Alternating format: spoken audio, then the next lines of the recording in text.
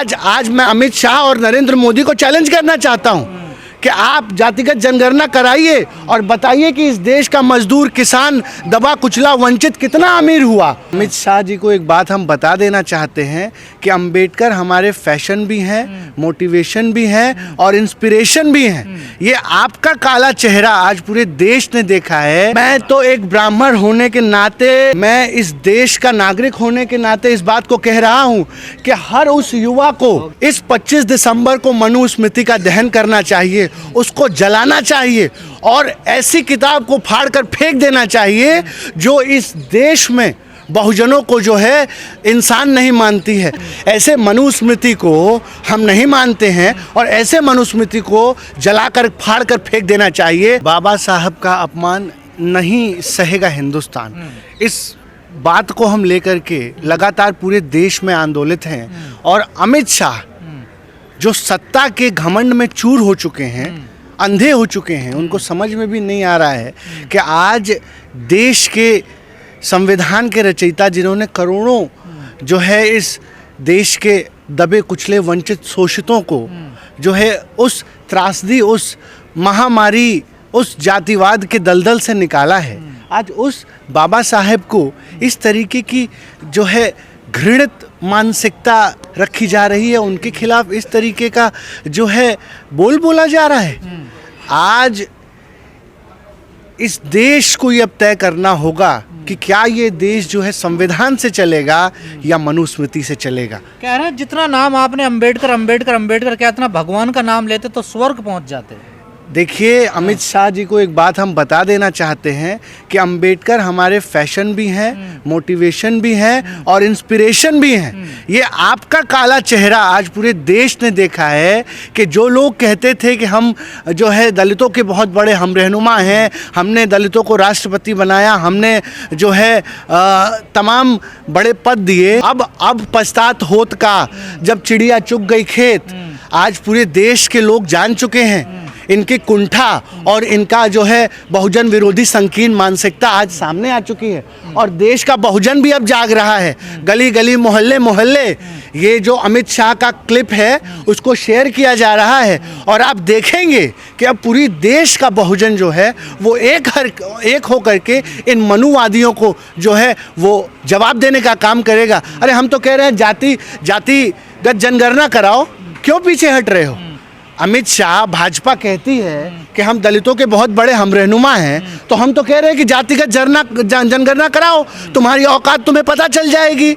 आज हम तो यही पूछ रहे हैं ना कि कितने प्रतिशत बहुजन जो है वो अमीर हुए, वो जो है उछले तबके पर पहुँचे, उनकी प्रॉपर्टी में कितना, अगर हमको ये गिनती ही नहीं पता चलेगी कि कितने प्रतिशत बहुजन जो है वो सामाजिक न्याय पाए। आज मैं अमित शाह और नरेंद्र मोदी को चैलेंज करना चाहता हूँ कि आप जातिगत जनगणना कराइए और बताइए कि इस देश का मजदूर, किसान, दबा कुचला, वंचित कितना अमीर हुआ और अदानी अंबानी कितने अमीर हुए। एक तरफ अदानी अंबानी की संपत्ति कितनी बड़ी और एक तरफ इस देश के दलित, वंचित, शोषित माइनॉरिटी की जो है वो संपत्ति कितनी बड़ी। इन मनुवादियों की, इन जन विरोधी लोगों की कलई खुल जाएगी और इसीलिए ये कह रहे हैं कि जातिगत जनगणना नहीं कराएंगे। जो दलितों के लिए ये कहता हो, मनुस्मृति में ये लिखा है कि अगर दलित की परछाई भी पड़ जाए तो दलित को जो है वो मार देना चाहिए। अगर दलित जो है किसी कुएं से पानी पी ले तो वो जो कुआं है वो दूषित हो जाए। ऐसे मनुस्मृति को हम नहीं मानते हैं और ऐसे मनुस्मृति को जलाकर फाड़कर फेंक देना चाहिए। और मैं, बाबा साहेब ने इस काम को किया है और इस देश का जो पढ़ा लिखा युवा है उसको भी मनुस्मृति को जो है जलाना चाहिए और उखाड़कर इस देश से फेंक देना चाहिए। जिस यूपी से आप आते हैं वहाँ घरों में मंदिर खोजे जा रहे हैं, देखिए खुदाई चल रही है। देखिए ये तो पूरे देश को जो है, पूरे देश को ये शमशान बनाना चाहते हैं, पूरे देश को जलाना चाहते हैं। और जिस तरीके से भारतीय दंगा जनता पार्टी पूरे देश में जो है मस्जिद के नीचे मंदिर खोज रही है, हम तो कह रहे हैं कि अगर मंदिर के नीचे मठ मिलने लगा, बौद्ध मठ मिलने लगा, तो फिर क्या करोगे? उसके नीचे अगर अशोक के स्तंभ मिलने लगे तो फिर क्या करोगे? पूरे देश को जो है बौद्ध बना दोगे? आप बताइए ना, आज आप समझिए किस तरीके से इस देश को गुमराह किया जाए, किस तरीके से भ्रांति फैलाया जाए, किस तरीके से अहम मुद्दों से देश को भटकाया जाए। इसी का आज आप बताइए ना, इस देश का मुसलमान को आप कहते हो कि वो बाहरी है।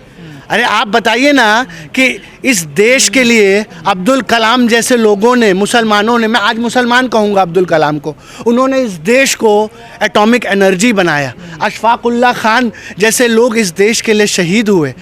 आज भी इस देश में सबसे बड़ा तबका जो मेहनत कश है, जो बढ़ई है, जो मैकेनिक है, जो इंजीनियर है, डॉक्टर है, वो मुसलमान इस देश की जो है सेवा कर रहा है। इस देश का मुसलमान दुनिया के मुसलमानों से बहुत अलग है और इसीलिए मैं उनसे प्यार करता हूँ कि उनके अंदर जो देश भावना है। आज ये भाजपाई कितना जो है उनको प्रताड़ित कर रहे हैं, कितना उनको जो है बरगला रहे हैं, कितना उनके मुंह में उंगली डाल रहे हैं, उनको उकसा रहे हैं, लेकिन फिर भी आज हमारे देश का मुसलमान एक बार भी पलट करके किसी को अपशब्द नहीं कहता, किसी को गलत नहीं कह सकता। ये इस देश के मुसलमान की सहनशीलता है, ये इस देश के मुसलमान की भारतीयता है कि आज आप तमाम जो है उनके घरों को ढा रहे हो, उनके लोगों का हक और अधिकार छीन रहे हो, उनके अंदर डर और भय फैला रहे हो, फिर भी इस देश का मुसलमान दिल में आशा लिए, संविधान की जोत लिए आज जो है सीना ठोक करके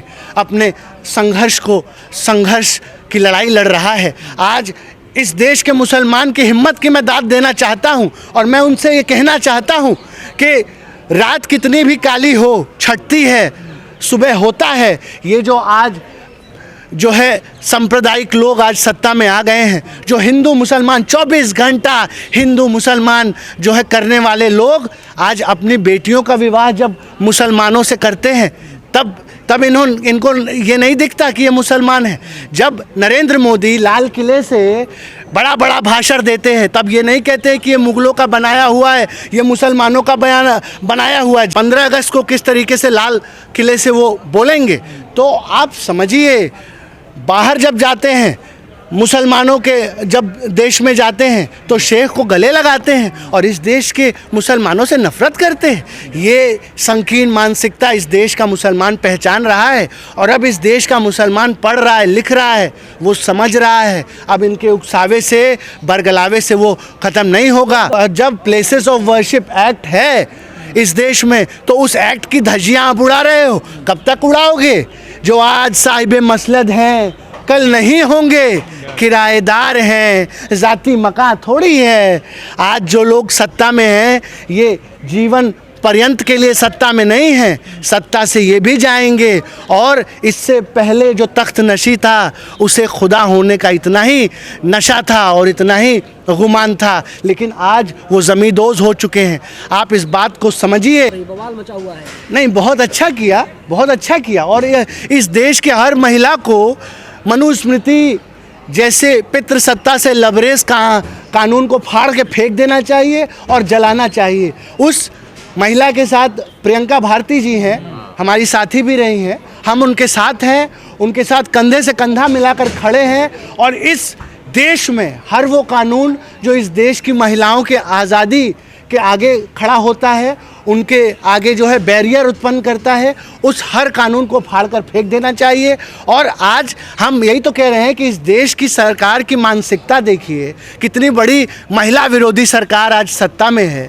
यही भाजपा के लोग कहते हैं कि हम महिला का आरक्षण लागू करेंगे और उसको जो है 2030 तक प्रस्तावित कर देते हैं कि 2030 में हम महिला आयोग बनाएंगे और इस देश की महिलाओं का सशक्तिकरण करेंगे।